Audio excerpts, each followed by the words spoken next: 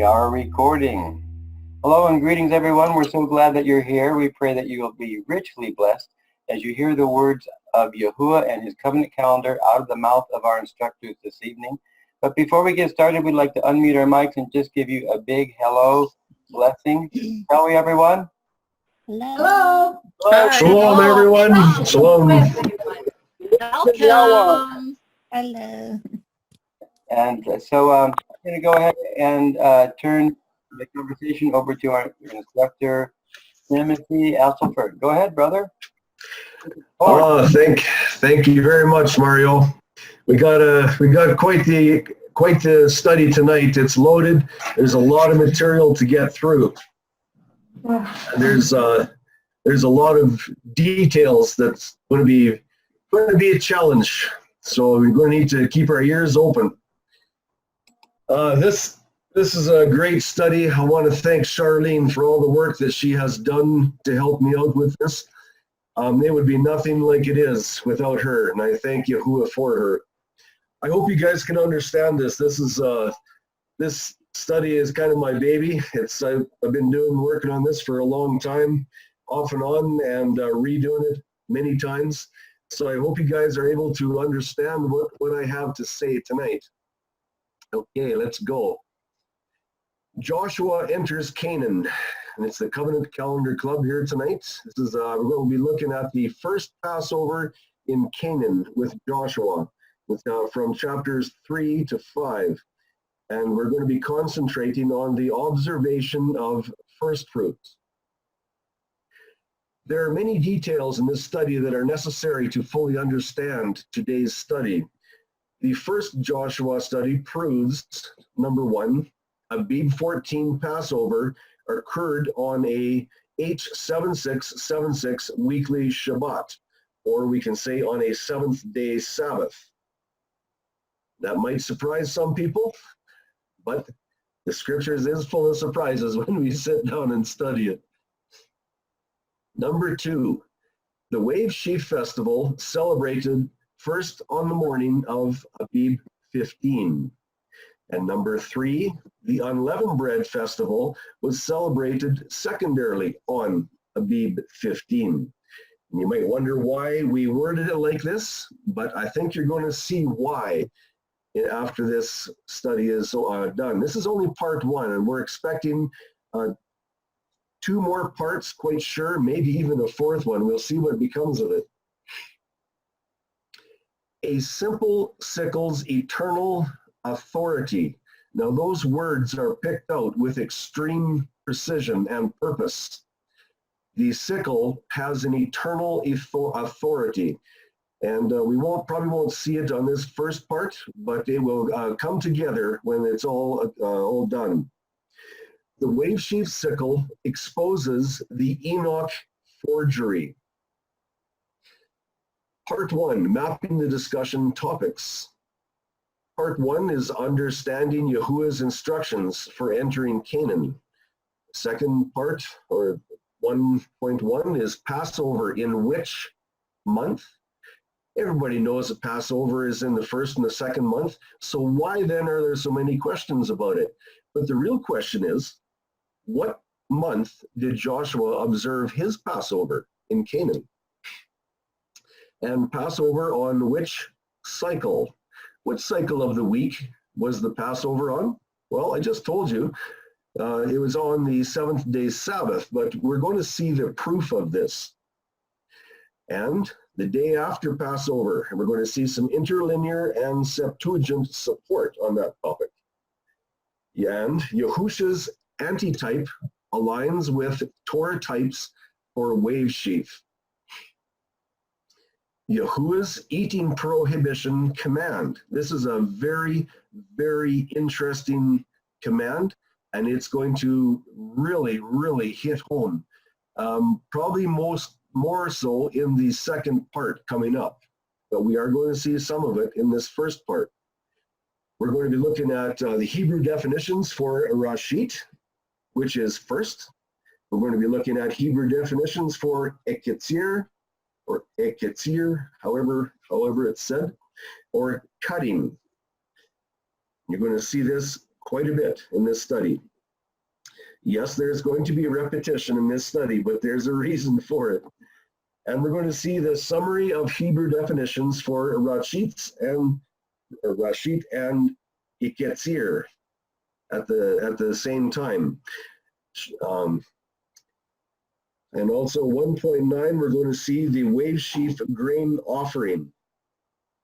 And the second part of this study, we're going to see why the cutting and eating of the grain cannot be separated.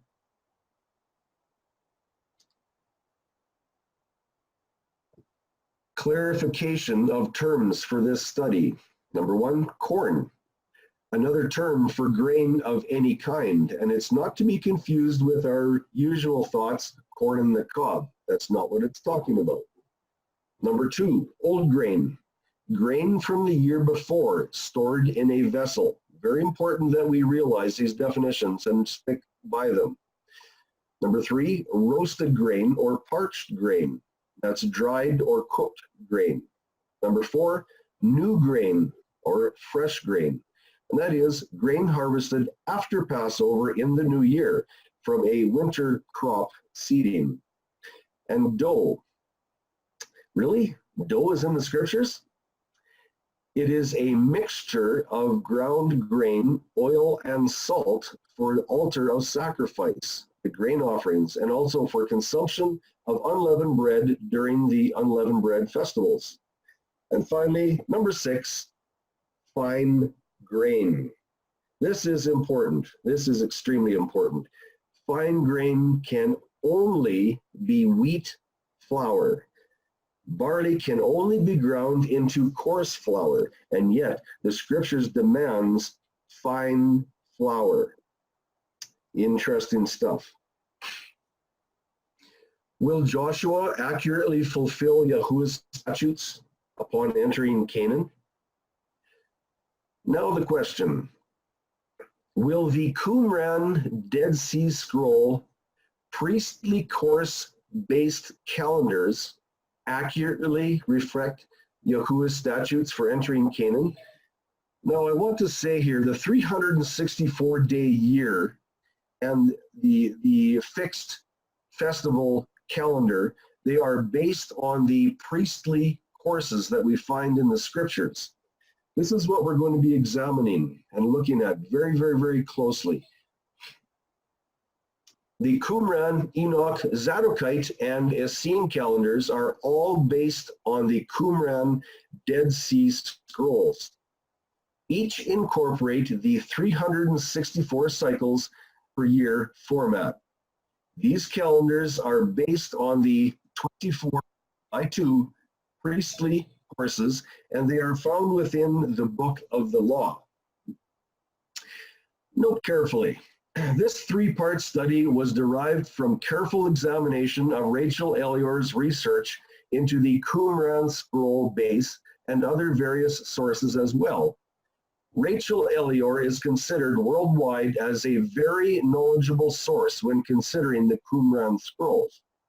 The primary inquest of these studies is to ascertain if the 364 cycles per year with the fixed feast dates as outlined in Enoch, Zadoc, and the Essene calendars will find any linear alignment with the tremendously accurate documentation found in the divinely inspired scriptures. That's a long sentence, so you might have to go back and read that one again carefully when you look at this study once more. These studies are not here to delineate each and every difference between these three named calendars. The strict focus is the 364 cycle year and the fixed dates of their priestly course-based festal calendar in comparison to the scriptures.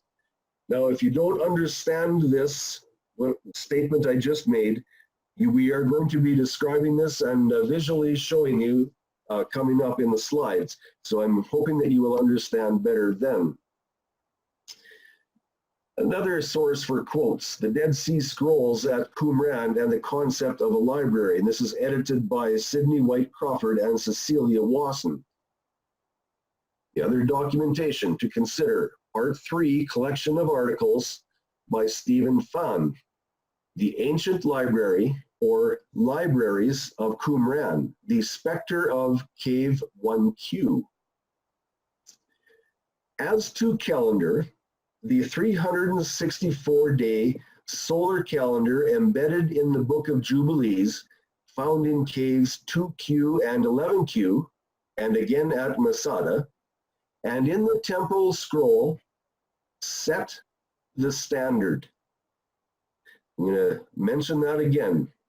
They set the standard, and you're going to see this as we go through. This calendar disregards the moon and has a pentacontad festal cycle that observes a number of non-biblical feasts, more than doubling the total number. And the next quote, paleographically, the manuscripts date from the 2nd century BCE until the first half of the 1st century of the Common Era. These scripts are quite varied in style and in execution. And I would like you to please note when he says that these manuscripts come from. It says the manuscripts date from the 2nd century BCE. Julian Morgenstern seconds that motion, and he documents that quite well also. Does it appear these documents belong to the Enoch that was the 7th generation from Adam? I need you to think about that question very carefully. If I wanted you to believe something, wouldn't it be best that I put the name with the highest regard on it to associate it with that document so that people would believe it? Just a thought. Note carefully, in your reading of either and or Enoch, Zadoc, or Essene, remember they use the same priestly course basis, the same 364 cycles per year, and the same fixed feast calendar. The next slide provides information from a YouTube promoting the Zadoc calendar. This is one of the calendars derived from the Dead Sea Scrolls of the Qumran caves. However, this study will use Enoch as the general term to include all 364 cycles per year calendar. Joshua's event of entering Canaan will be compared to the declarations of the calendars based upon the Qumran Dead Sea Scrolls. The question is, will the Zadokite calendar find scriptural alignment within the event for Joshua entering Canaan? Or will there be glaring discrepancies? Joshua's Passover will be on a weekly 7676 Shabbat, as already proven in former research. And you're going to see how that works very well tonight. Here's the original slide. This is the promotion for the Zadoc calendar. You'll see up in the upper left-hand corner. This is their original slide, and we're going to be working from this right here. There is your first month and your second month and your third month. Note the exact repeating nature of the dates. See, if you take month 1, it's exactly the same in month 4, 7, and 10. And 2 is exact same dates for your 7th-day Sabbaths on month 5, 8, and 11. And so on with month number 3, it carries on.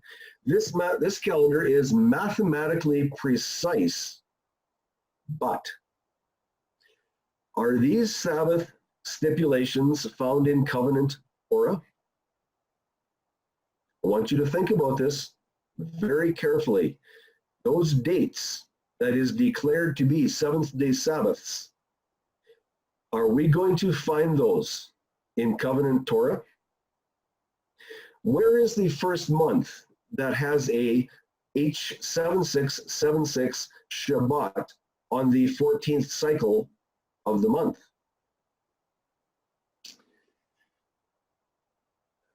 Here's a question. Why are these bullets in red?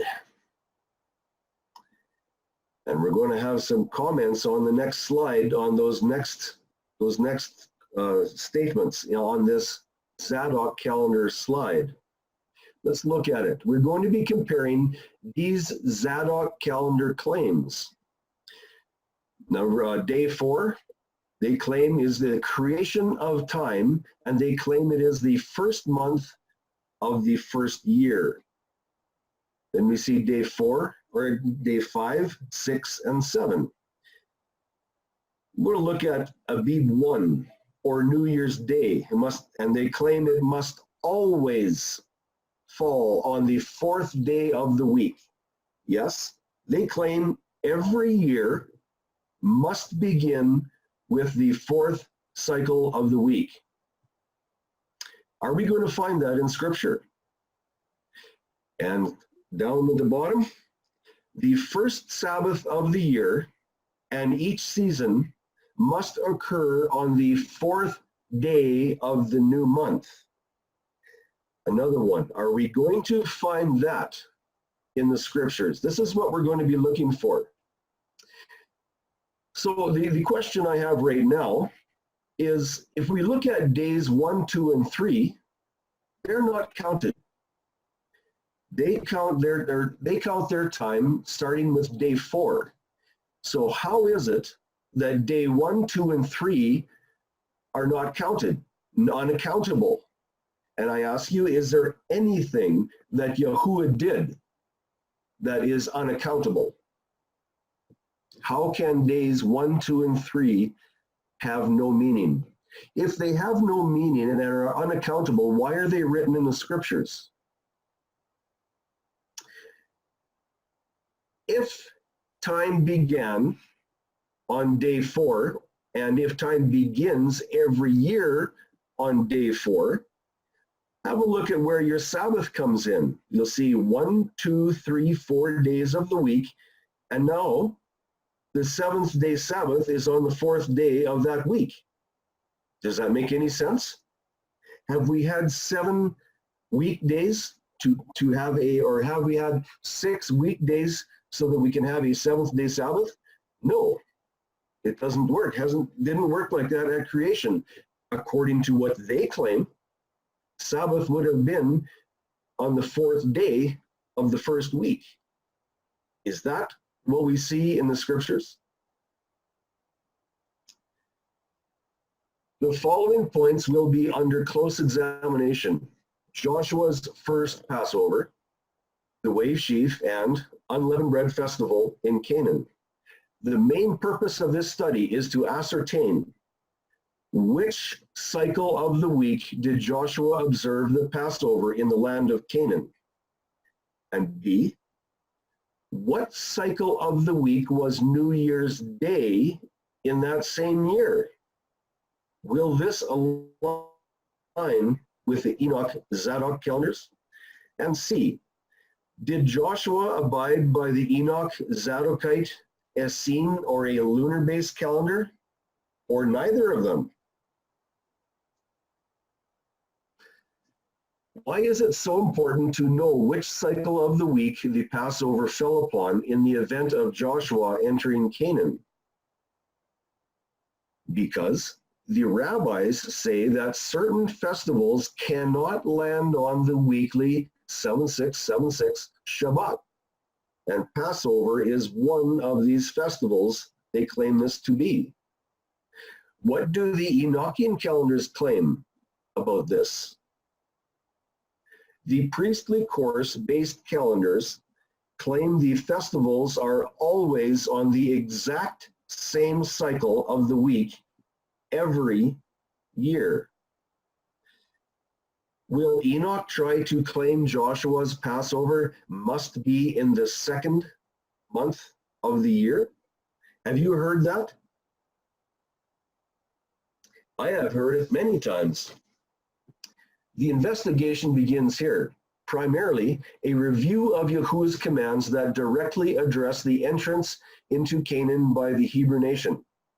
Secondly, Yahuwah's statute instructions will be placed like a translucent paper over these priestly calendar acclamations. Final conclusive evidence will be gathered from this question. Will these priestly calendar stipulations fulfill the commands of Yahuwah without deviating from Moshe's writings or from Yahuwah's statutes?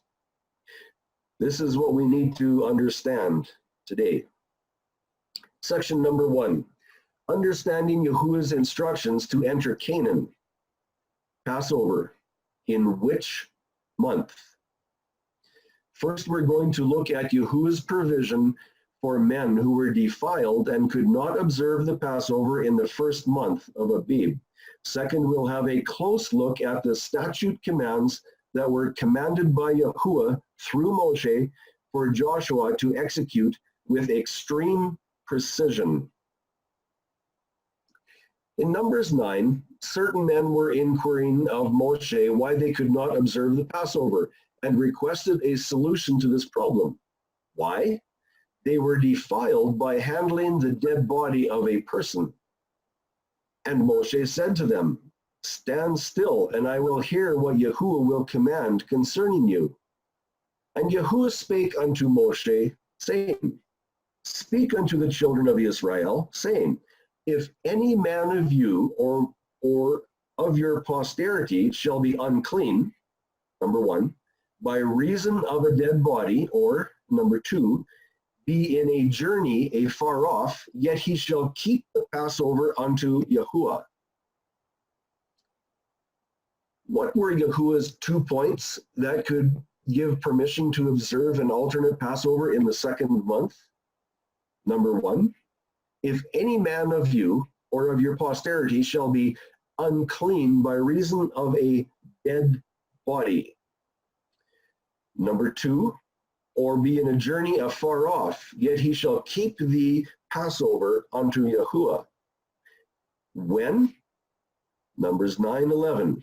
The 14th day of the second month, between the evenings they shall keep it, and eat it with unleavened bread and bitter herbs. There once again we see the 14th day with precision. Now let's go back to Joshua entering Canaan. Was Joshua and all Israel defiled by a dead body? No. Were they on a far-off journey? No. They were at the place of their new home. The tabernacle and family was near, their home was mobile. They did not have any legal reason to observe the Passover in the second month, not according to the commands of Yahuwah.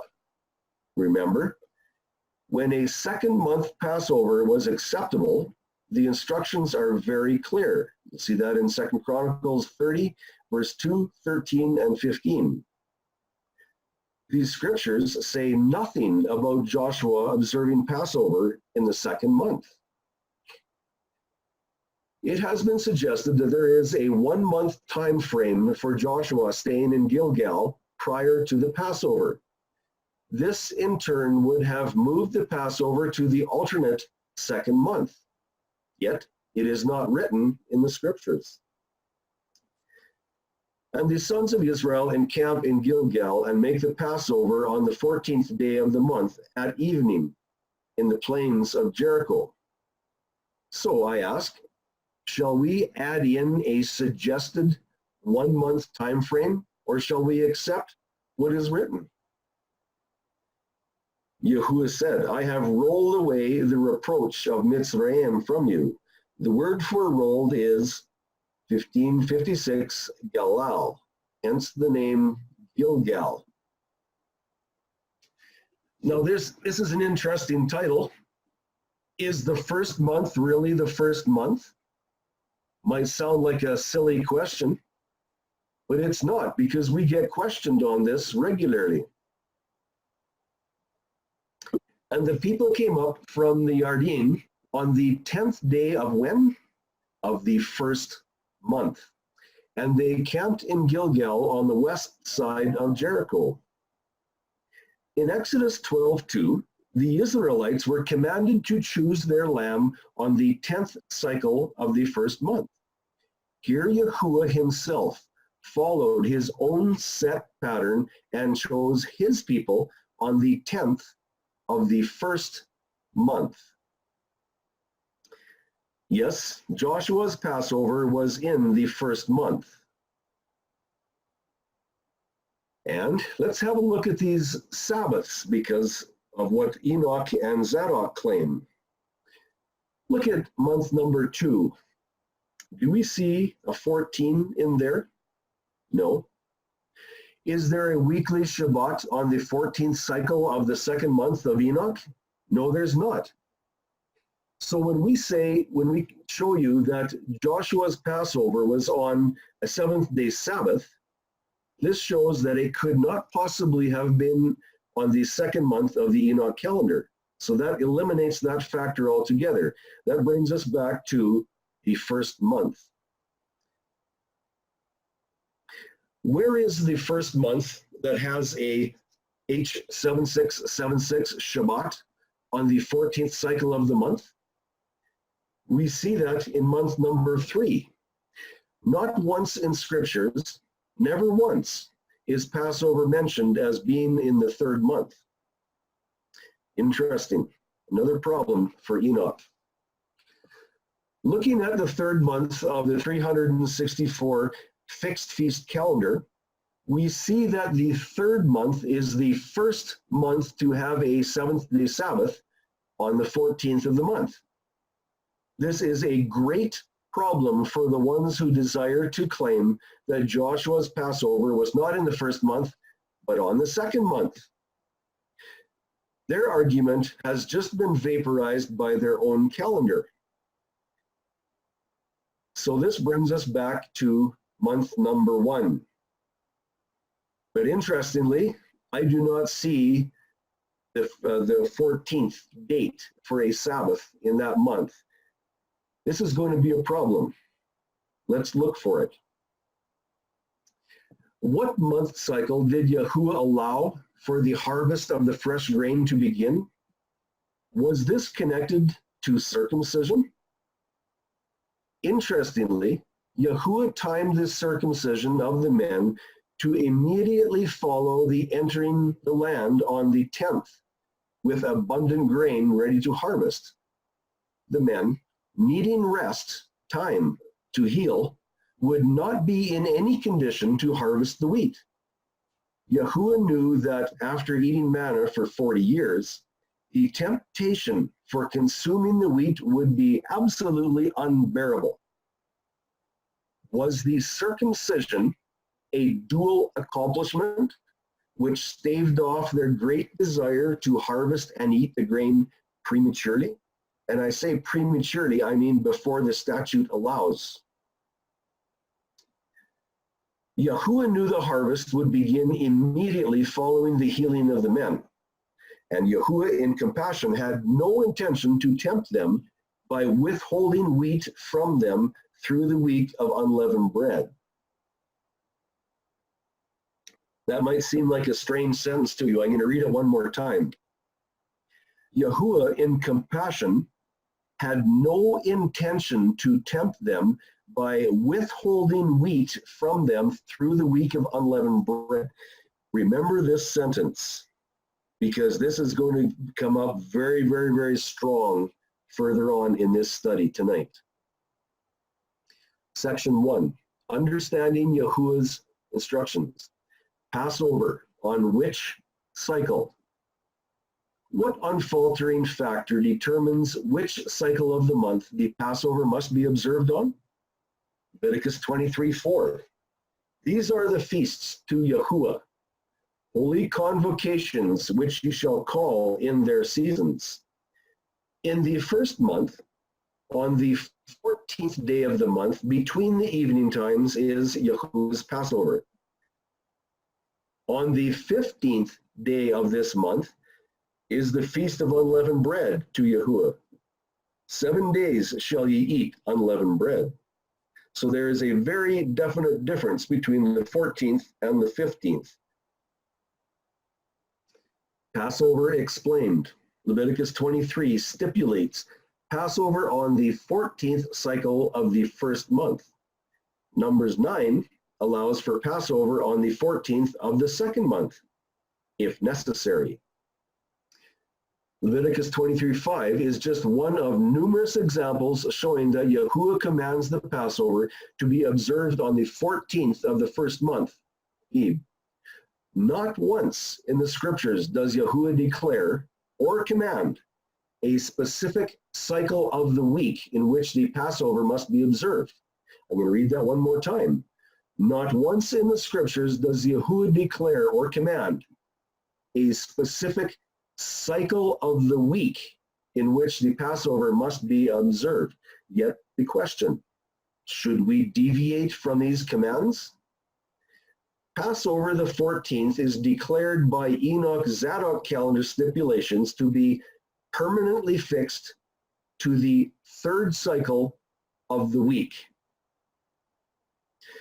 Should we unquestionably accept such an imposition to the scriptures?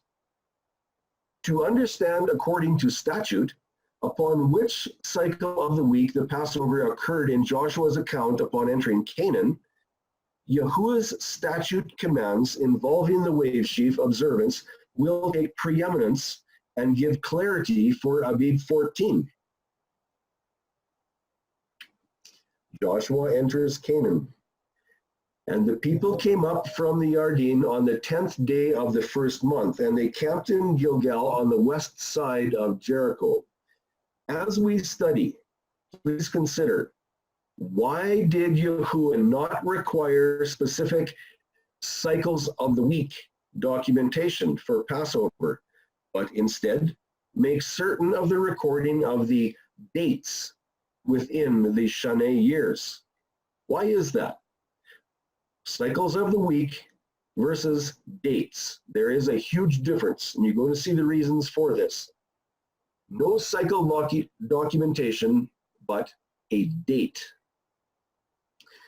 Why then does Enoch and Zadoc demand a specific cycle of the week for Passover? Pretty good question, I think. Joshua refrained from documenting a specific cycle of the week, but confidently recorded the date. You see it there, the 14th day of the month at evening on the plains of Jericho. At evening, there's Erev, and that is the mixture of light and darkness. Look, next section here, the day after Passover and the Septuagint interlinear support. And this verse, and they eat of the old corn of the land on the morrow of the Passover, unleavened things and roasted corn in this selfsame day. We need to become very, very acquainted with this verse. This verse is absolutely loaded with information. Loaded. Ultra-specific note. Yes, the Israelites were eating the grain of the land on the cycle immediately following the Passover. And please note how I emphasized eating. This is very, very, very important. Joshua 5:10 has just mentioned the time context of the Passover on the 14th of the month. The cycle of the week can now be easily determined. Many emphatically declare the Septuagint does not say in Joshua 5:11 that Joshua ate the grain on the day after the Passover. Let's view an interlinear edition of the Septuagint.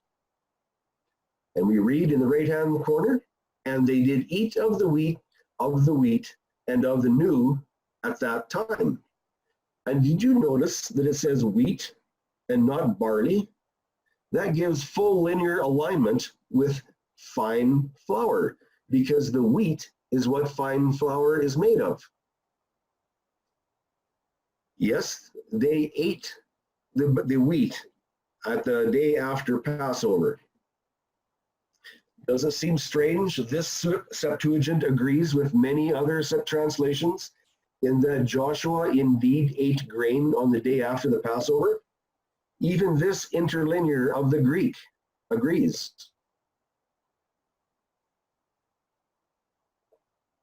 A Hebrew interlinear version confirming Joshua ate grain on the day after the Passover. Remember, Hebrew reads right to left, so we're going to go to the right. And they ate the produce of the land on the day after the Passover, unleavened bread, parched grain on this very same day. Now, there's going to be a very astute student here going to recognize this word before I press the next button. There's an extremely important word here, and I hope you can see this. There it is, etzem. And we're going to get, you want to see more, there you find the review from the original Joshua study.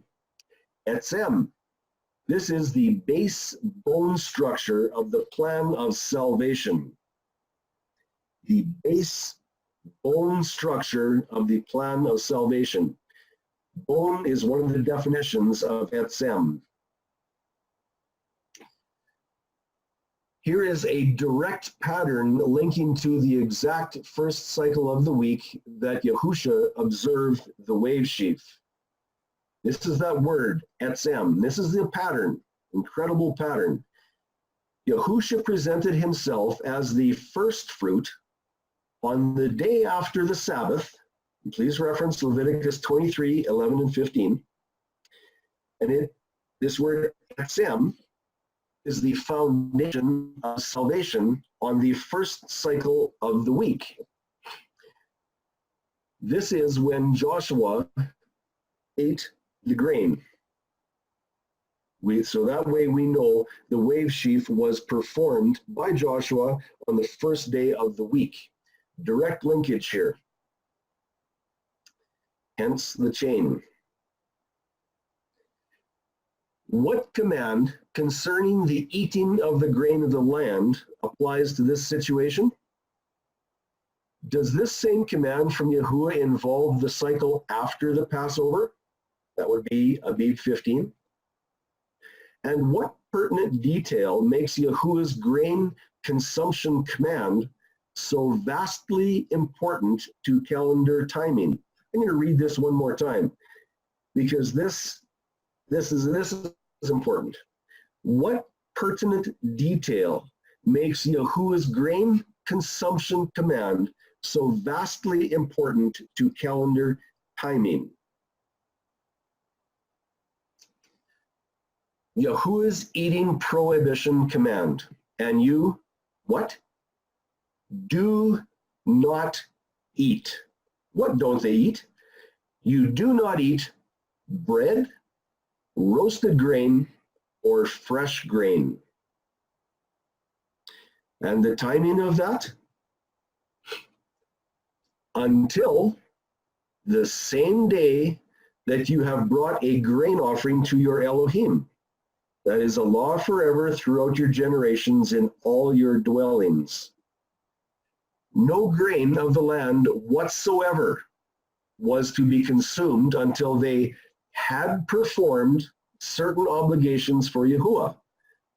Let's look at it closely. Notice that is past tense. They could not eat grain until something had been done previously. Yahuwah's precise timing for the wave sheaf. Speak to the children of Israel, and thou shalt say to them, when ye shall enter into the land which I give you, and reap the harvest of it, then shall ye bring a sheaf, the first fruits of your harvest, to the priest.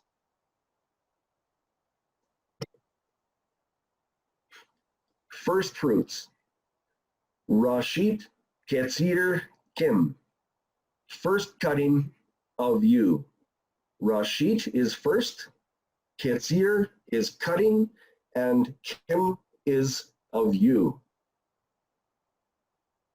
This is your harvest. This is the very first of it. Leviticus 23:11. And he shall lift up the sheaf before Yahuwah to be accepted for you. When? On the morrow of the first day, the priest shall lift it up. This is yet another confirmation of Joshua's Passover on a seventh-day Sabbath. Now you look to the right of that box, you're going to see a picture of a sickle. You're going to see that sickle many, many times. Keep note of that sickle. It's a very, very interesting instrument. It has eternal authority, and we're going to find out. Yahuwah's precise timing for the wave sheaf continued. And ye shall offer on the day on which ye bring the sheaf a lamb without blemish of a year old, for a whole burnt offering to Yahuwah, and its meat offering 2/10 portions of fine flour mingled with oil. It is a sacrifice to Yahuwah, a smell of sweet savor to Yahuwah, and its drink offering, the 4th part of a hin of wine. Fine flour mingled with oil. That is your bread dough. And it is the first of the harvest, and it is the first for the bread dough. This is definitive calendar lingo. When you see the word fine, very, very, very instructive, that word. Very, very good. Can this offering contain anything else other than the very first of the harvest and the very first bread dough of fine flour for Abib 15? The bread dough offering was made from the 2nd or 3rd cutting. Would it properly qualify or fulfill the statute requirement made by Yahuwah? Yes, I have a very, very specific reason for asking this question. Please think Enoch and Zadoc. You're going to see this very, very clearly coming up. Succinctly, Enoch and Zadoc requires the wave sheaf to be performed on the 26th of Abib. Would bread dough, 11 days old, that would be from Abib 15 to 26, would it be acceptable to Yahuwah? In Numbers, there is a straightforward view of the commands concerning the bread dough in Canaan. Check out how this dovetails with the Kodesh pattern found in Leviticus 23, 10 to 15. Numbers 15, verse 19. Then it shall be, when you eat of the bread of the land, that you present a contribution to Yahuwah. When you eat. Note those words. Present a cake of what? Of the first of your dough as a contribution. As a contribution of what? Of the threshing floor. You present it. Can Enoch separate these commands? Think about this question. You're going to see and illustrated further on why I asked this. Numbers 15:21. Of the first of your dough you are to give to Yahuwah a contribution throughout your generations. Bread dough of later batches for wave sheaf contributions would not be accepted. Only a portion from the very primary batch of dough would suffice as an offering to Yahuwah. Please note this as it becomes very important in this study. Are later batches acceptable? I'm referencing Enoch and Tzaddik calendars. Let's look closer at this phrase. There's that sickle again. The first cutting of your harvest, Rashit Ketzir Kin. Setting the stage. The primary focus. Is it possible this special offering required of Yahuwah could be brought to him after the Israelites observed the Feast of Passover and after the Feast of Unleavened Bread, as claimed by the Enoch and Zadoc and Essene calendars? Is this acceptable? We're going to see. Enoch and Zadoc's wave sheaf in question. The scriptures tell us that Joshua and Yisrael ate the grain of the land on Abib 15. We see that in Joshua 5:11. Then we see the 7 days of unleavened bread. That takes us from the 15th to the 21st. Joshua harvested the first grain. There's that sickle again. He harvested the first grain on Abib 15. Bread dough was offered. Grain was eaten on Abib 15. The Enoch calendar claims the wave sheaf must be performed on the 26th of Abib. The question, is it acceptable in Yahuwah's eyes to separate the first bread dough from the wave sheaf offering? You see that from the 15th to the 26th. The Enoch question emphasized, again, Joshua harvested and ate of the first severed grain on Abib 15. Did Yahuwah command that the wave sheaf offering was to trail by 11 full cycles after Joshua harvested and ate the grain of the land on Abib 15? The cycle after the Passover?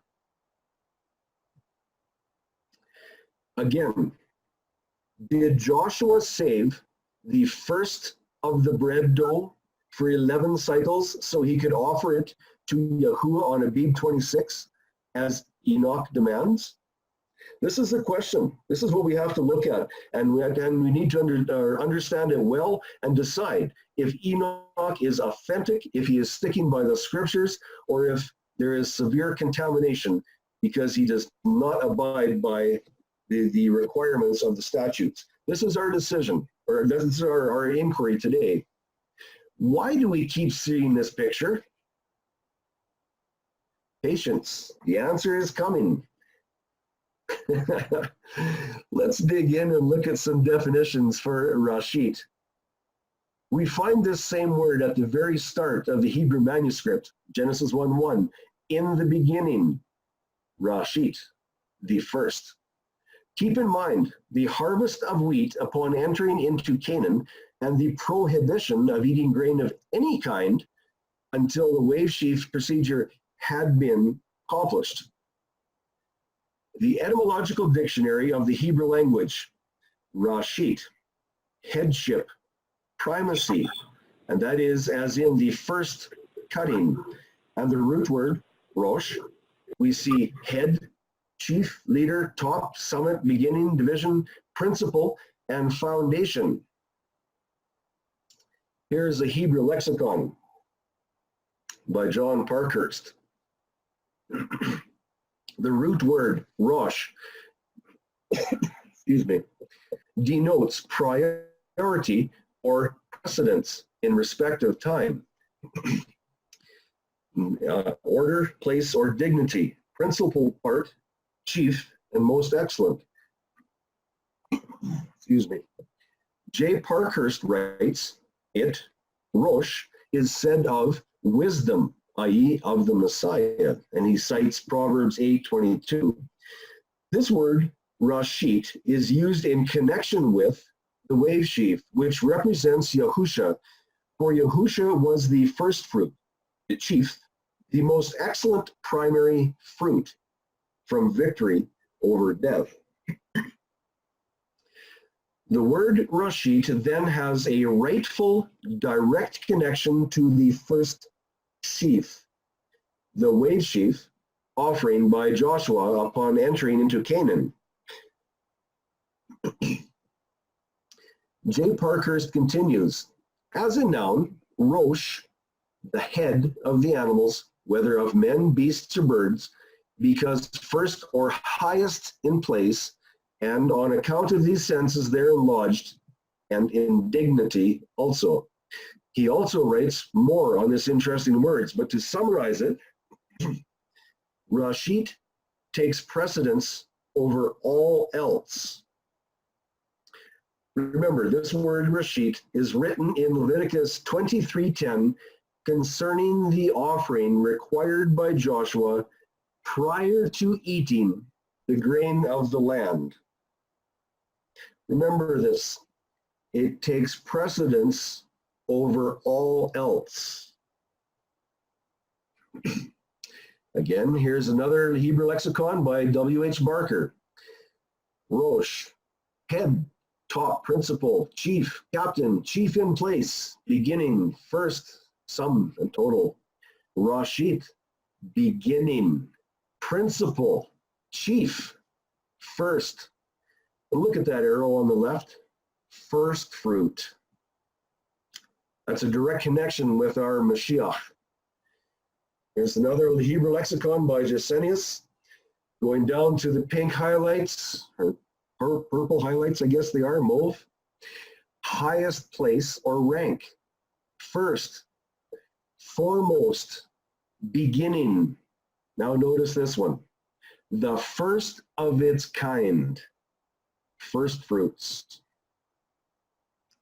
Gesenius lexicon describes in detail basically the same information as we have already read concerning Roshit, and provides many scriptural texts. The Hebrew and Aramaic lexicon of the Old Testament by Kohler and Baumgartner, the root word Rosh, the head, is explained as being the primary source of intelligence and leadership. Let me read that one more time. Rosh, the head, is the primary source of intelligence and leadership. Does that connect with our Mashiach being the first fruit?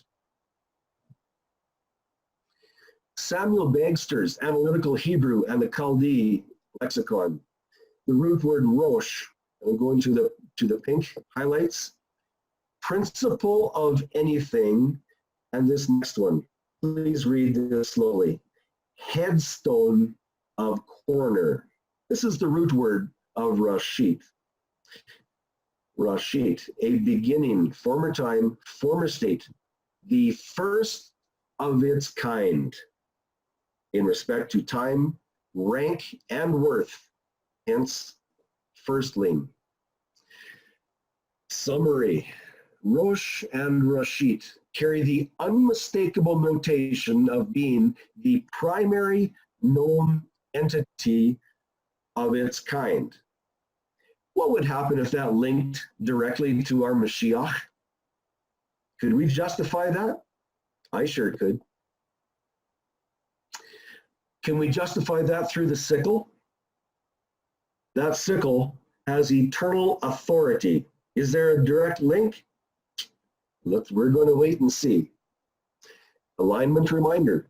We are still investigating the first fruit, the wave sheaf, the grain offering required of Joshua to perform when? Before they ate the grain of the land. Let's review the second slide, or the next slide from Leviticus 23, before continuing our examination of the Hebrew words. This is a review. Just going to look at it just to recenter us again. Leviticus 23:10. Speak to the children of Israel, and thou shalt say to them, when ye shall enter into the land which I give you, and reap the harvest of it, I'll say that again, and reap the harvest of it, think sickle, then shall ye bring a sheaf, the first fruits of your harvest, to the priest. First fruits, Rashit Ketzir Kim, the first cutting. Now you have been through the definitions of Rashit, and you understand very, very clearly it is the first, the one and only of its kind, the premier cutting. There it is, that sickle again. It just gets in there. Now let's look at the Hebrew word translated as cutting. Samuel Bagster's Analytical Hebrew and Chaldee lexicon. A kitzir, to cut down and reap. Kitzir, the Tanakh word, is masculine. Masculine. Interesting. Was Yahusha masculine? Pretty good link there. What is the definition? Fruits cut down. Was Yahusha ever cut down? Harvest. Gesenius Hebrew lexicon. Ketzir. All words starting with Kuf Tzadi, have the notion of cutting or cutting off. Gesenius lexicon then goes on to list the numerous family of words that start with Kuf Tzadi. And this is more on Gesenius. Ketzir, reaping, harvest of grain. The lexicon then goes on listing the many times the harvest is referenced throughout the Tanakh. Here's what Parkhurst says from 1762, Ketzir, to cut off. I believe our Mashiach was cut off in the midst of the week. A Hebrew lexicon, W.H. Barker, Ketzir, to cut, shorten, to reap, cut, mow, harvest, cut off. The Etymological Dictionary of the Hebrew language, Ketzir, harvesting, reaping, harvest time, harvest, cut, grain, bough and branch. Strong's, Ketzir, primitive root, cut down. Summary for Ketzir. All research sources thus far agree that this word designates an action of cutting in some respect. There is now one more word that needs examination. It is the Hebrew word omer that we read in English as sheaf. We need to be certain exactly what type of product Joshua was required to present. Strong's 6016, omer. On your right, going to the highlight, a sheaf.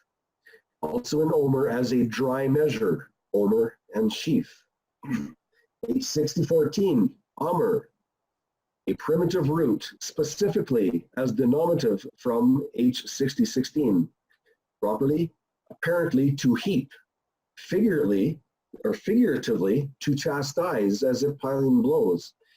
Now look at this one. To gather grain, bind sheaves, to make merchandise of. Gesenius Hebrew Chaldee lexicon, omer, to bind closely together. Yell, to bind sheaves together. A Hebrew lexicon by John Parkhurst, omer, go down to the highlight, to gather as corn into sheaves. What does Barker say from the Hebrew lexicon? In the pink highlight again, on the right side, to bind the sheaves. And Samuel Bagster's Analytical Hebrew and Chaldee lexicon, omer, to bind sheaves. Here's a summary for omer. It is quite apparent that the action necessary is to gather or group the stalks of wheat for the very special offering. Here's an assessment for part number 1. By Hebrew definition, we have determined that Rashit is the prime factor or first entity of its kind. There is nothing which comes prior to it. Read that one more time. There is nothing which comes prior to it. Can we relate that to our Mashiach? Is there anything that came prior to Yahusha? Interesting linkage there. By Hebrew definition, we understand that Ketzir describes the required cutting action for harvesting the grain of the land. And number 3, by Hebrew definition, we realize that omer is the bundling action required to form a sheaf. These are the definitions that pertain directly to this study. Yes, there are other definitions which do not apply here. What is the reason for this close examination into Rashit and Ketzir? The reason is we need to be extremely accurate, beyond our human comprehension accurate, because we need to understand, we need to discern truth. And Yahuwah, through the Ruach, will give us that discernment if we ask for it. And we need every bit of that Ruach that we can. Let's continue. We are going to review Leviticus 23:10 once again. Leviticus 23:10. Speak to the children of Israel, and thou shalt say to them, when ye shall enter, let's cross the Jordan, into the land which I give you, that would be Canaan, and reap, that's ketzir, cut off, the harvest of it, ketzir eat, then shall ye bring a sheaf, wheat bundle offering of the first fruits, and that would be the premier cutting of grain of your harvest. To who? To the priest. That would be a premier cutting, the very, very first time that that sickle touched the grain that year. The very first time. Anything less is unacceptable. Are there more witnesses for the requirement to deliver the first cutting of grain to the priest? Charlene, are you happen to be there? Would you like to read these next two slides for me? Yes, I can certainly do that. Thank you. In Deuteronomy 18, verses 3 and 4 from the New American Standard Bible, now this shall be the priest's due from the people, from those who offer a sacrifice, either an ox or a sheep, of which they shall give to the priest the shoulder and the 2 cheeks and the stomach. You shall give him the first fruits of your grain. Did you hear that? You shall give him the first fruits of your grain, your new wine and your oil, and the first shearing of your sheep. And then in Deuteronomy 26, verses 1 and 2, then it shall be, when you enter the land which Yahuwah your Elohim gives you as an inheritance, and you possess it and live in it, that you shall take some of the first of all the produce of the ground, which you bring in from your land that Yahuwah your Elohim gives to you, and you shall put it in a basket, and go to the place where Yahuwah your Elohim chooses to establish his name. So what it's saying here is that none of this is done with first fruits until they enter the land. What is the Sickles commission? Well, it has to be reaping. Revelation has some interesting instruction in chapter 14. Verse 14, and I looked, and I saw a white cloud, and sitting on the cloud was one like the son of Adam, having on his head a golden crown, and in his hand a sharp sickle.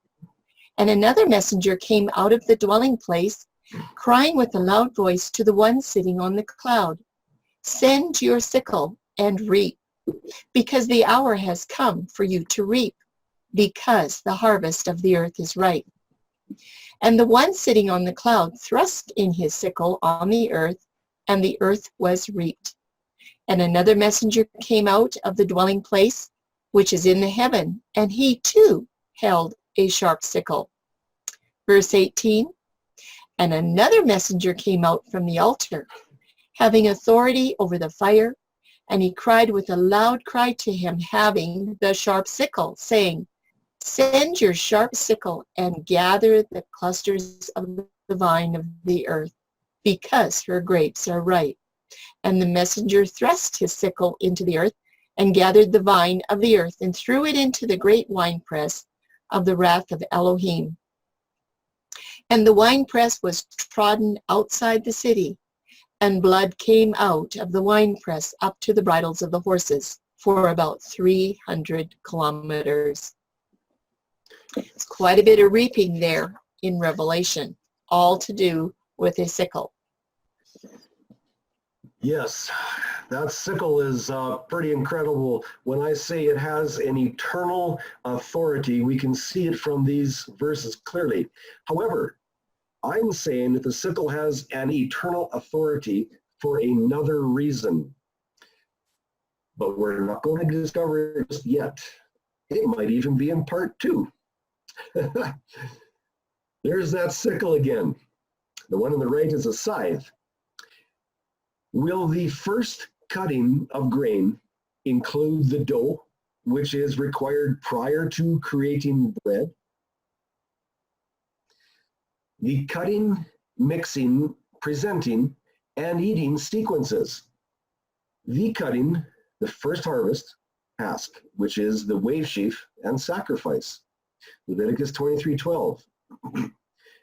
And on that day, when you wave the sheaf, you shall prepare a male lamb, a year old, a perfect one, as an ascending offering to Yahuwah. Note that wording, ascending offering.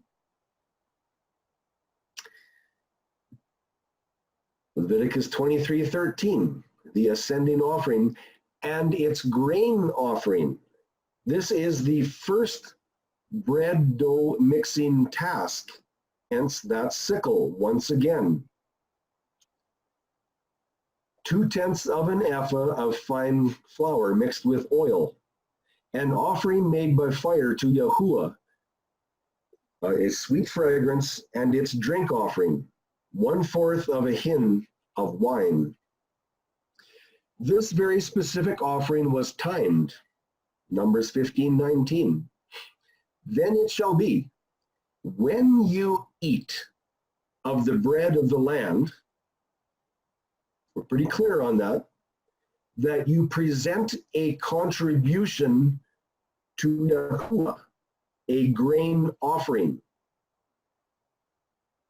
My question is, we know that Joshua ate grain on Abib 15.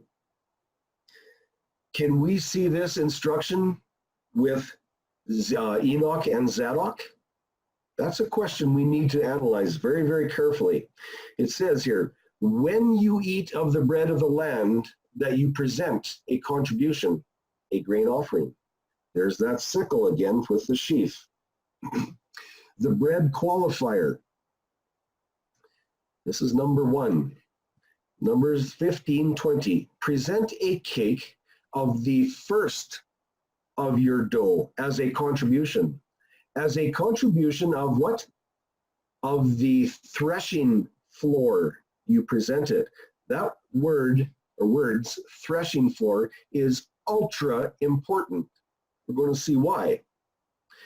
Evidently, it is very important to Yahuwah to have the very first batch of wheat flour mixed with oil, which is dough. Notice what the very next text says. Again, of the first of your dough, you are to give to Yahuwah a contribution throughout your generations. Is Enoch and Zadoc going to be able to accomplish this? A question that we need to consider and we need to get the answer for. Bread qualifier number 2, Numbers 15:20, a contribution of the threshing floor you presented. Why is that important? By stating that the offering must originate from the threshing floor, this clearly indicates a grain product. This positively rules out dough made from manna. And I have heard this many times. Oh, they must have ate manna as the unleavened bread. No, the unleavened bread had to come as a product of the threshing floor. Very, very important. Hence, it cannot be said that Joshua made the dough, which they ate on Abib 15, from manna. Joshua made and ate bread produced from grain dough from the threshing floor. Enoch and Zadoc, did you read this qualifier? These statements will be examined thoroughly, and the plot thickens. Bread qualifier number 3, and its meat offering 2/10 portions of fine flour mingled with oil.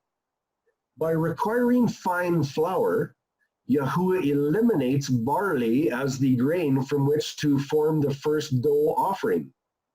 Barley cannot be made into fine flour. Barley makes coarse flour only. So the question I have, Should we be looking to the barley for Passover to start the year and for Passover? Is it proper that we look to the barley? Again, this is more calendar lingo when we begin to understand it. The wheat was cut off, severed by the sickle. Yahusha was cut off, severed by the evil powers. Can we link that? I can. It was then prepared into bread dough offering to Yahuwah. The remainder of the first portion of dough was baked into bread. The scriptures record the Israelites ate it on the self-same day. Yes, I highlight that purposely, for it is Etzem, and it was the day after the Passover, which was Abib 15. You can read that in Joshua 5:11. Why is this point of the first of the harvest, including the freshly cut wave sheaf, and the first of the bread dough being directly emphasized? Because the Enoch Zadoc calendars declare the wave sheaf was performed long after Joshua's wave sheaf festival presentation. They claim it was on Abib 26. This is in spite of the scriptures documenting that the Israelites ate the grain of the land on the cycle immediately after the Passover of Abib 15.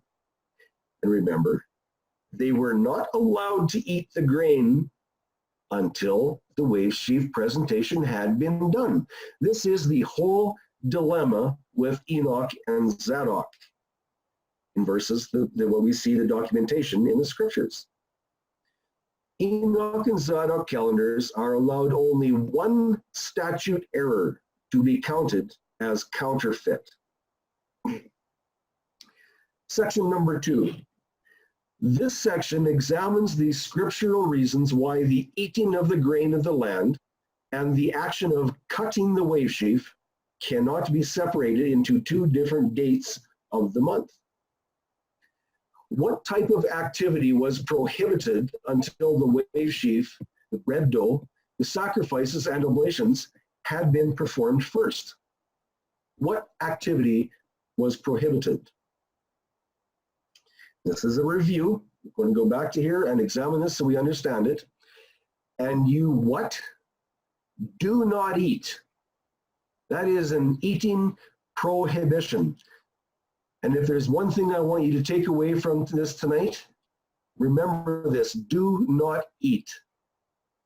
Because this is going to become ultra important in another aspect in part 2. Once again, and you what? Do not eat bread or roasted grain or fresh grain. Is there any other types of grain? Bread, it's prepared. Roasted is cooked, and fresh is fresh. It's just been cut. Is there another type? No, I think that's a pretty good blanket coverage on all grain. Do not eat any grain.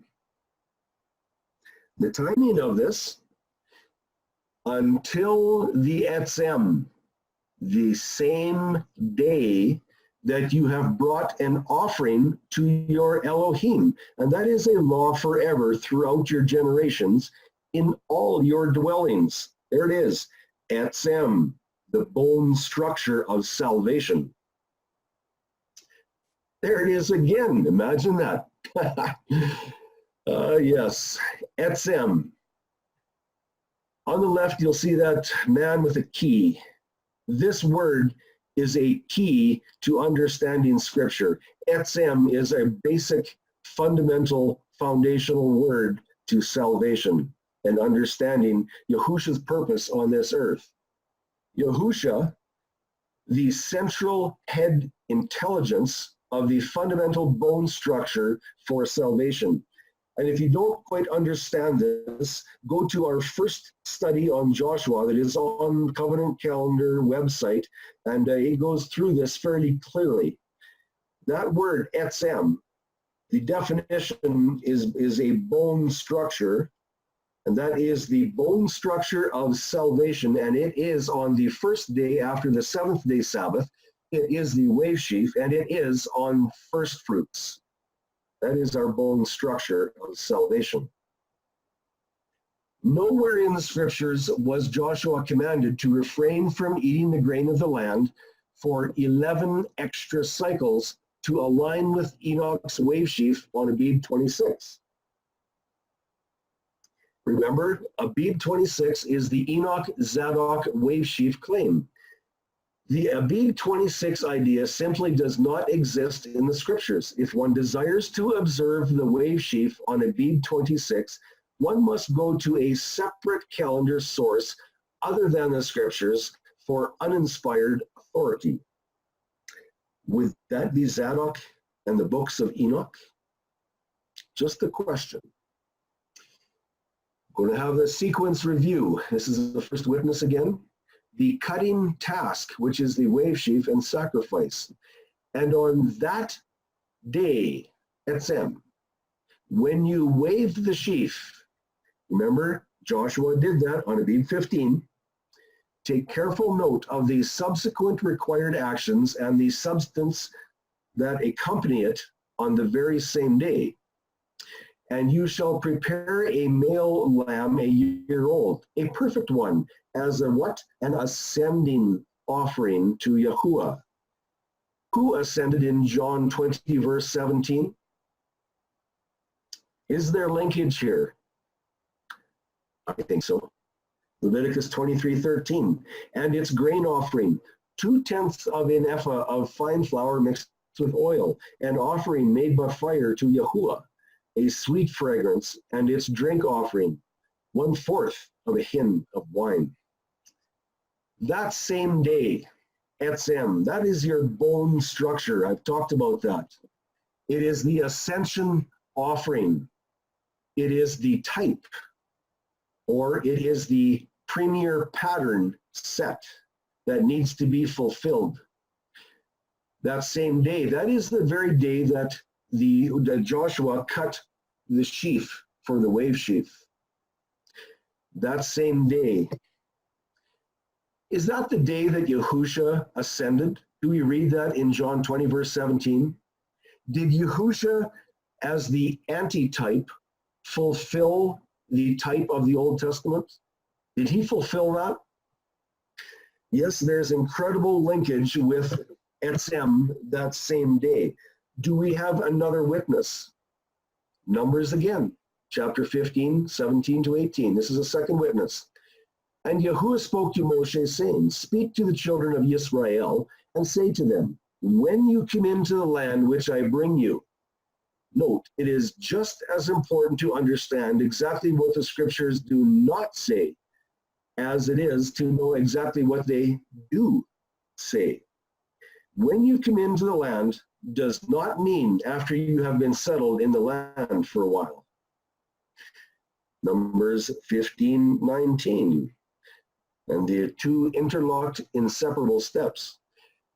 Then it shall, when you eat of the bread of the land, that you present a contribution to Yahuwah. Joshua is recorded as eating bread on Abib 15. With that factor, we know that he presented a contribution to Yahuwah. Step one, when you eat the bread of the land, that you present a contribution to Yahuwah. What is that contribution? According to Leviticus 23:13, it is an offering of wheat flour mixed with oil or prepared bread dough. The old grain of the land was already prepared for eating, yet as per instruction in Leviticus 23:14, the old grain of the land was not to be eaten, not until the wave sheaf. The new standing grain harvested with a sickle had been presented before Yahuwah by the high priest. Again, the three important categories of this grain consumption restriction. The Israelites were not to eat bread prepared from dough. They were not to eat roasted grain, that would be cooked, new or old grain, and they were not to eat fresh grain, that would be new from standing grain, not until prior to or no, they were not to eat it prior to the wave sheaf ceremony. And also the offering and oblation presentation must necessarily be accomplished first, prior to eating the grain. With these three descriptions of grain, Yahuwah had placed a blanket coverage on the different types of grain not to be eaten. Only after the wave sheaf, with the sacrificial offerings and oblation presentations, only then could the Israelites eat any grain of the land. Enoch, Dead Sea Scrolls, and Zadoc. Are you reading this? Are you paying attention? Are you able to accomplish and fulfill these commands with your 364-day fixed feast calendar? They were not to eat the grain of the land until these oblations and sacrifices had been presented. Please note, this factor is poised to pounce in part 2, and it is going to hit Enoch, the Dead Sea Scrolls, and Zadoc very, very hard. Is there any possibility of another type of contribution presented to Yahuwah that would not include bread dough and a wave sheaf? Yahuwah outlined these set-apart peripheries ultra clearly in Leviticus 23, 9-15. When you come into the land, you do not eat roasted grain or fresh grain until the same day that you have brought an offering to your Elohim. The specific outline of the offerings are written within these verses. There are no other instructions for this first contribution upon entering the land, which could sidestep the eating of grain and presenting a cut wave sheaf at the outset. Why is the cutting and eating of the grain being stressed? Remember that Joshua records the Israelites ate of the stored and roasted grain on the cycle immediately after the Sabbath of Passover. Joshua 5, 10, and 11. Again, Enoch and Zadoc, the Essene and Dead Sea Scrolls at Qumran, are you paying attention to this documentation? Can you fulfill this documentation with your calendar? Review confirmation and third witness. And the sons of Israel encamp in Gilgal and make their Passover on the 14th day of the month at evening in the plains of Jericho. And they eat of the old corn of the land on the morrow of the Passover, unleavened things and roasted corn in this self-same day. Ultra-specific note, yes, the Israelites were eating the grain of the land on the cycle immediately following the Sabbath Passover. Okay, Sabbath Passover on the 14th. We're going to look at this one more time. This is the Enoch calendar and the Zadoc calendar. You've seen they all use the same 364 fixed feast calendar. There is no weekly Sabbath on the 14th cycle of the first or second month of Enoch. There is no 14 here. And yet Joshua is declared and proven solidly by statute that he observed the Passover on a seventh-day Sabbath in the first month. Enoch, Zadoc, where is it? No Sabbath Passover on the 14th of the first or second month? Why not? Passover was never honored on the 14th cycle of the third month. That's the first time we see a seventh-day Sabbath on the 14th in their calendars. Does that work? Not by scriptural documentation. Pertinent inquiry at this point. Have you seen thus far any continuity and or alignment with the documentation of the scriptures justifying the following Zadoc and Enoch calendar claim? That the Israelites performed the wave sheaf following the Feast of Unleavened Bread on the 26th of Abib? The inquest. The next slide is a witness for the promotion of the Zadoc calendar under consideration. And the Enoch calendar timing format is virtually identical. Please be certain that you understand the date of their claim for when the wave sheaf must be performed to accomplish their inclusive calendar specifications. Why? Because this Enoch Zadoc calendar date has been compared to the scriptures with Joshua's documentation. See there, they declare in the first month, on the 26th day of the month, that first fruits, the wave sheaf offering, is when it is to occur. And this is a fixed date every year. The wave sheaf was offered on the 26th of the first month. Is that correct, according to Joshua? I can't see it myself. Pertinent inquiry number 2.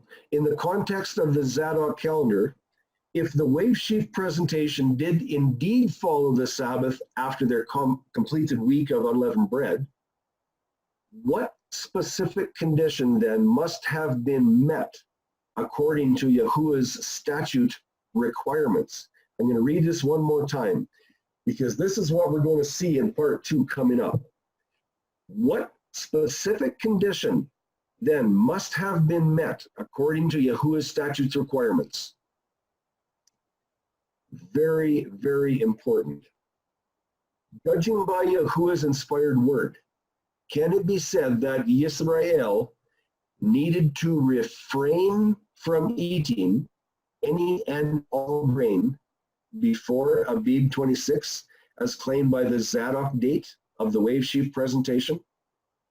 Isn't that what we read in the scriptures? That there could be no grain eaten until the wave sheaf had been presented?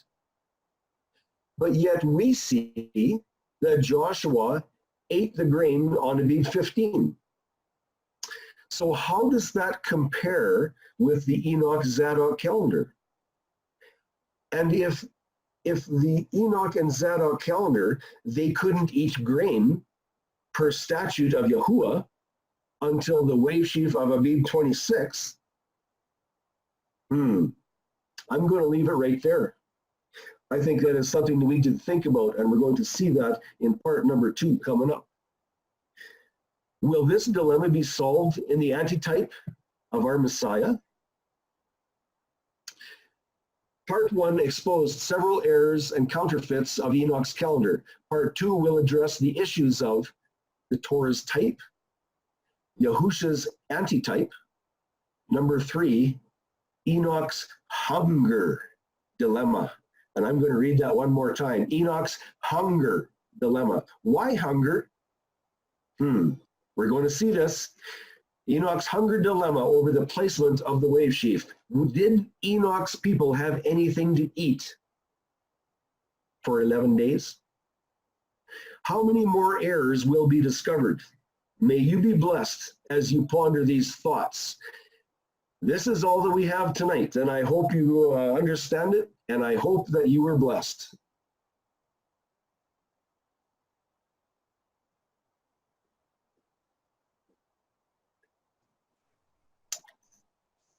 Well, it's time for questions and comments. There's been a lot of people within Torah to the Tribes and people that have been looking at calendar that have been wondering about Enoch and the Zadoc calendars, and there's the Essene calendars as well. They're both basically all from the Dead Sea Scrolls. There is another calendar that comes from the Dead Sea Scrolls. It's the Lunisolar Calendar that is basically kept by the Messianic Jews and most of the Hebrew roots. So basically, in a short research, those are the four main calendars that you will find in the Dead Sea Scrolls. But Enoch is one of the closest counterfeits to the covenant calendar right now. But after this presentation, I just wonder what you think. Are you feeling that Enoch has a chance at being the true calendar of Yahuwah, or are they scrambling? So we'll just open it up for discussion. Before we get into the open discussion, Tim, I just want to say thank you, brother, for putting so much interest together. It's something that we're going to want to look at several times. There was, for me, questions that I didn't think to ask. I didn't even think to ask it. So, but some really good stuff in there. Thank you very much for that presentation. You're very, very welcome. All praise to you for helping me work on this. I highly recommend that you go through that study several times slowly at your own pace, each one of you, because it is so full of details. I didn't get to say all the details. It's a loaded study, and I'm eager to see parts 2 and 3 coming up, because it's going to pull everything together. I said a bunch of things tonight and left some open questions. Parts 2 and 3 will bring it all together. Very good. I was wondering about, there was a slide, I think it may have been around 59, when you were talking about Rashit, the fear of Yahweh, like the beginning. You had that. Yes, do you remember how it went? Well, when you were talking about that, it said primary source of intelligence. Do you remember saying that? Mhm. Okay, the primary source of intelligence. So then in Proverbs 15:33, Yahweh's instruction is the fear of Yah. And Proverbs 2:5, understanding the fear of Yahweh. And then Proverbs 9:10, the fear of Yahweh is the beginning of wisdom. So if you had the primary source of intelligence is the first, is the essence. So that just goes along with all of those. And then Isaiah 33:6, he will be a sure foundation in your times. That's another good one. And then Proverbs 1:7, the fear of Yahweh is the beginning of knowledge. And of course, you had the source of all intelligence. So it's Yireh Yahweh Rashit Da'at. It's the beginning of your understanding. It's the beginning of everything.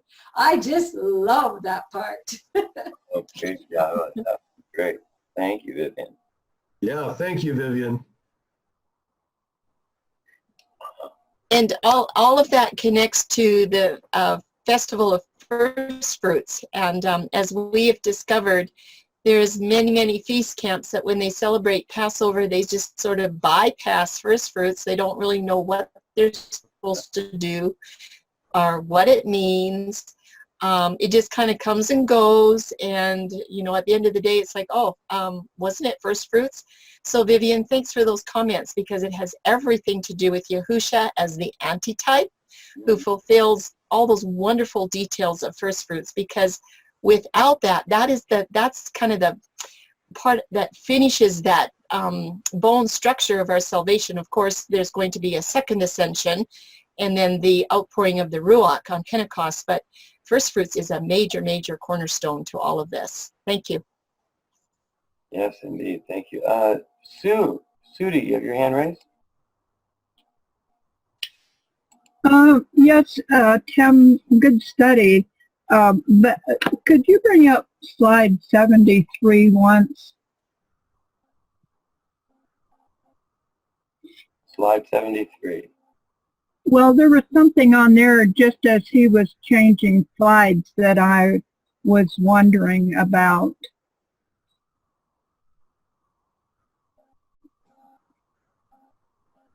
Hang on, Sue. I'll get it up here. I just gotta. Okay, thank What number was it? 73. Okay, go ahead. Well, go ahead. Okay.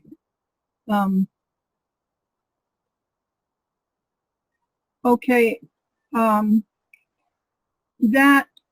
at the very last in parentheses, which was Abib 15, it looks like the way you have that place that you're saying Passover was Abib 15.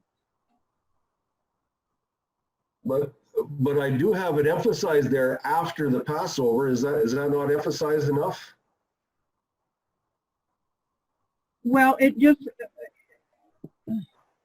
okay, after the Passover, which was on Abib 15, it looks for the reader like you're saying the Passover is Abib 15. I see what you're saying. Yeah. Okay.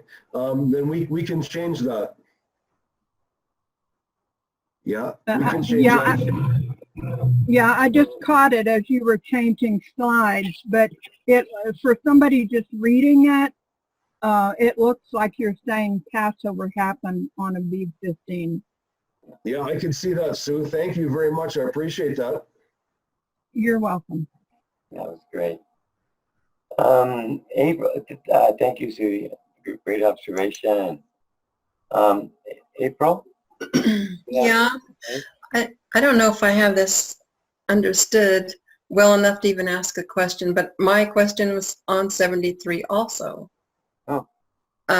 Passover is not a Sabbath, but the 15th is a Sabbath, correct? In the Passover year that Joshua entered Canaan, Passover was on a seventh-day Sabbath, and Abib 15 was the first convocation of unleavened bread on the first day of the week.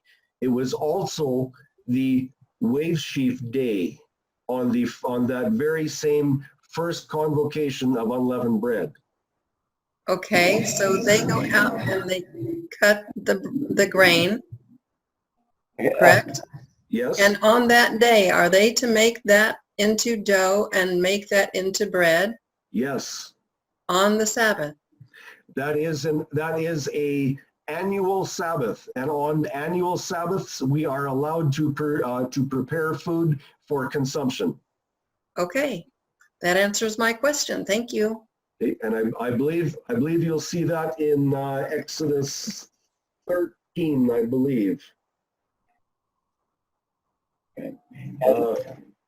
And to make that clear for those that might not hear it, let me see if I have this right, Tim.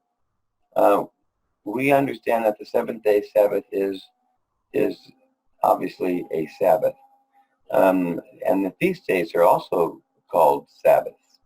But we also recognize that first fruits is always the first day after the weekly Sabbath of Passover.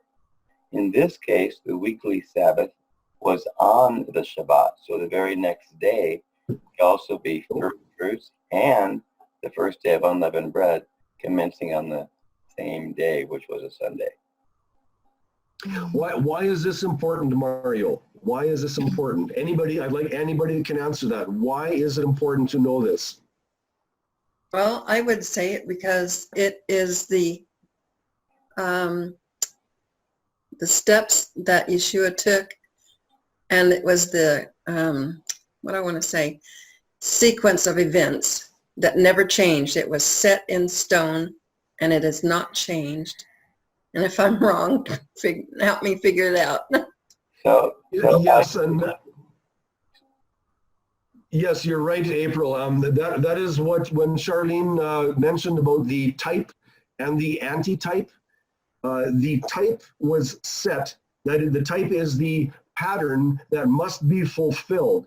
This type was set by Joshua, and Yahusha, the lamb, the first fruit, must fulfill the wave sheaf offering of first fruit. He must be the antitype and fulfill that pattern perfectly.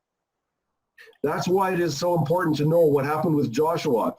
We also need to know this because Joshua makes us understand with absolute certainty that the wave sheaf is not to be observed outside of the Feast of Unleavened Bread. Okay, thank you very much. If that was the case, it was for the Feast of Unleavened, after the weekly Sabbath of Unleavened Bread, that's not an antitype of him coming back or presenting his blood that next Sunday morning.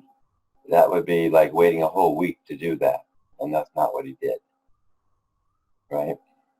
Yes, that's correct, Mario. And that is so important for us to understand. Yahusha fulfilled this type, this pattern. He fulfilled it with absolute precision. So much precision, it's far beyond our comprehension.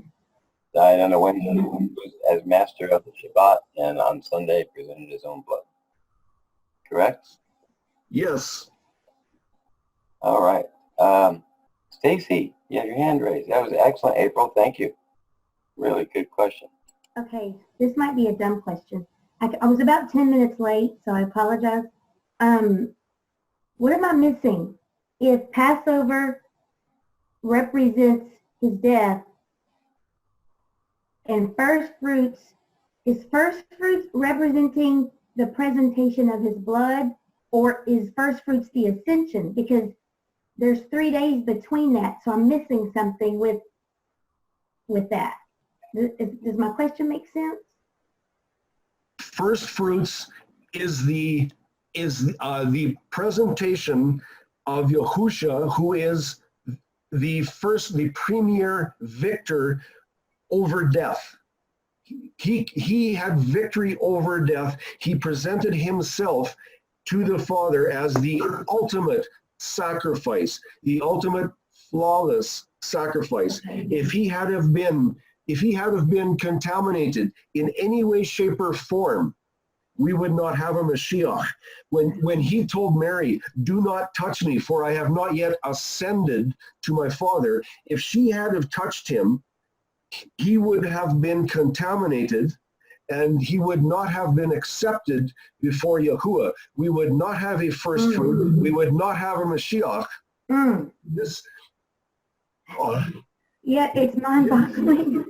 So I get emotional so because Yahusha, if he hadn't done this so perfectly, if he hadn't have been absolutely flawless, we would not have salvation. And we have overlooked first fruits for too long.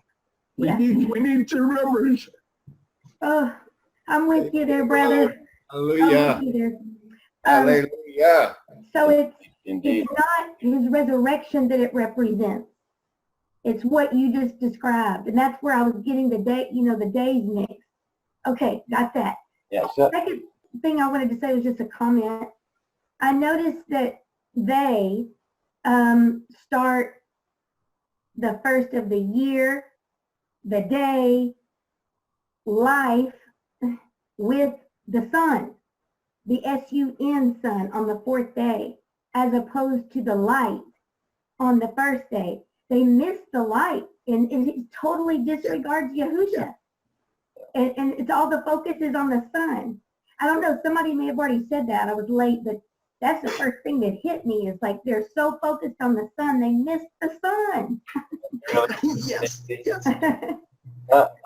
One other thing too, correct me if I'm wrong there too, that Yahusha completed a dual service, meaning on the day of first fruits, it was also, he went into the Holy of Holies, and he died once for all mankind, the final restitution, which also represents Yom Kippur, when the high priest would go into the Holy of Holies but once a year. He went into the Holy of Holies on first fruits and presented his own blood. And so to make atonement for mankind, or Kippurim, for all time. For all time. Yeah. And we have, April has her hand up, and then Lucian, I noticed that you had your hand raised too. So let's see, April, Lucian, and then, yeah, we'll go in that order. Okay, April, go ahead. Well, I just wanted to ask Stacy, because it seemed like her question was that she missed the first 10 minutes. So, Stacy, were you aware that this is the entrance into Canaan and not Passover from Egypt? Okay. Thank you. That's all I wanted to ask. Yeah, that's a good point. In fact, in the very, very beginning, I think that everybody should have been able to grab hold of that. But in the very beginning, when we were talking about Passover, I think that kind of, would have been a good place also to let people know that we're talking about the Passover of Joshua. Not all Passovers have to be on Shabbat. So, and next we have Lucian. Did I say it right? My question, it's unmuted, okay. My question was, they eat the grain when they come into land on the morrow after, on the Sabbath day on the 15th. So how can they be offering the wave sheaf offering until Sunday? Because they're eating grain on the 15th, and the wave sheaf is not offered until the next day on the Sunday. The Passover was on a seventh-day Sabbath. Right, and they eat grain. They ate grain on the day after the Passover, which was the first cycle of the week, which was the wave sheaf day. That is according to statute. So Abib 15 was the first day of the week. And that was the first convocation of unleavened bread and the wave sheaf. You said that now earlier. You said that the Passover is on the 14th, and the 15th was on a Shabbat. Mm-mm. Okay. No. The 15th was on the first day of the week. The Passover was on a seventh-day Sabbath. Okay. So on the Sabbath day, they killed and prepared everything for the Passover then. Yes. Okay. All right. That's all.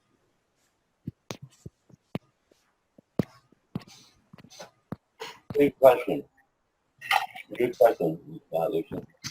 What was that now? That was a good question. Thank you. Okay.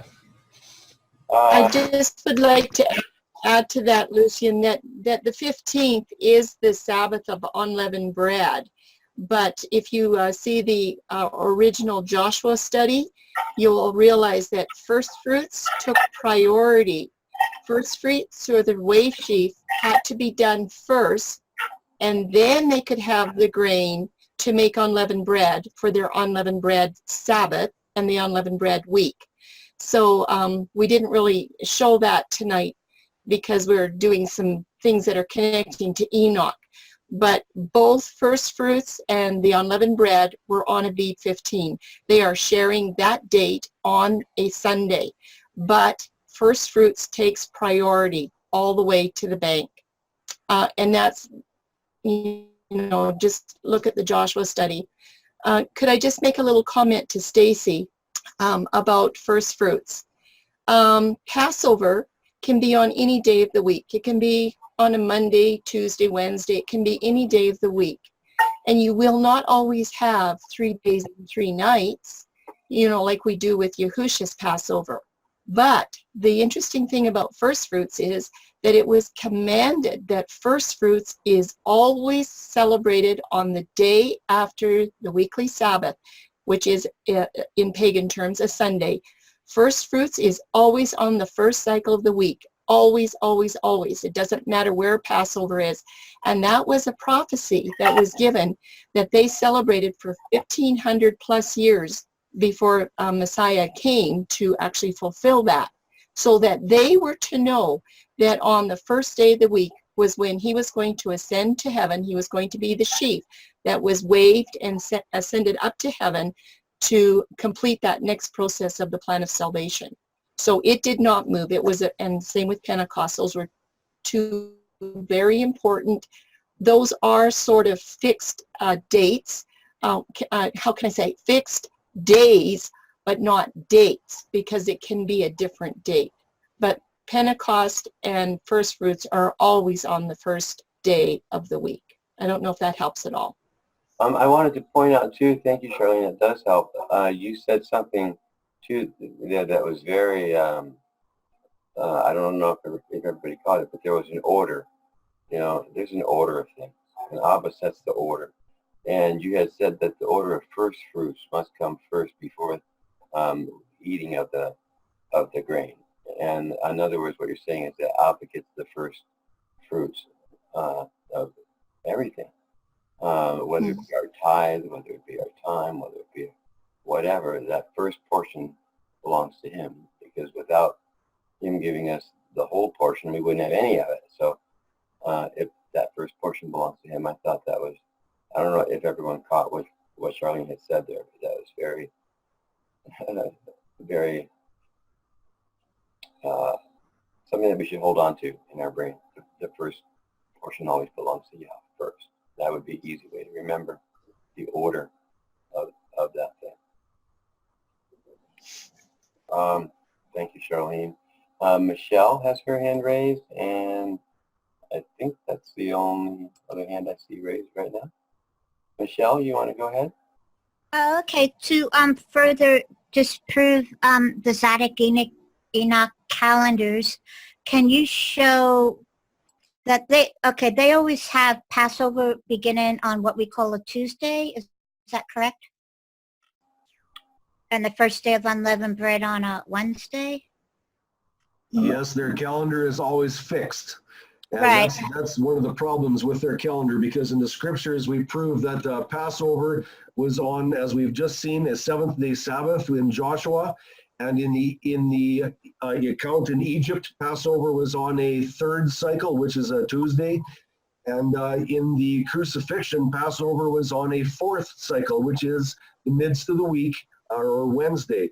So that blows away the Enoch, Zadoc, and Essene calendars with their fixed dates. That shows you that they do not abide by scriptures. And it also eliminates the idea too of thinking that Abba backpedals in his counting. He counts 1, 2, 3, 4, 5, 6, 7, and he said in verse 5, Genesis 1:5, and there became evening and morning the first day. That's when time began, not on the fourth day. So he doesn't go 1, 2, 3, 4, and then start his count over again. You know, he didn't do that. Not only that, but he didn't create the sun and the moon on the fourth day. He made the sun and the moon on the fourth day. He gave them their assignment on the fourth day. Yes. At the beginning of the count. It's just their assignment was given on the fourth day. You know, so it eliminates that kind of thinking that it has to start on the fourth day when it doesn't. I'd like to point out too, and we've gone over before, but just point out for anybody here that doesn't understand that, the sun was, as you said, Mario, it was commissioned with light on the fourth day. So light come in the midst of the week. Yahuwah made a covenant midst of the week. Midst of the week, he marked that so that there is no misunderstanding. When we hear that Yahusha was to be cut off in the midst of the week, all we have to do is look at creation. We understand when light come in, and we understand when light went out. Wow.